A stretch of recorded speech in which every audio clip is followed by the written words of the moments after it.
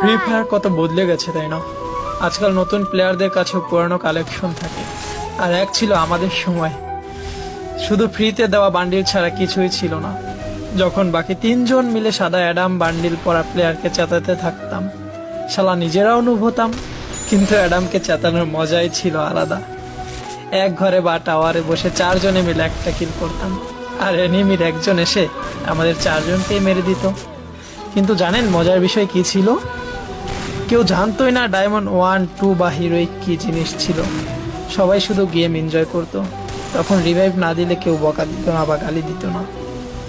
ওই সময় যে নক হয়ে যেত সে চিৎকার করে করে বলতো, ভাই তুই পিছনে পালা, সামনে এনিমি, তোকে মেরে দিবে।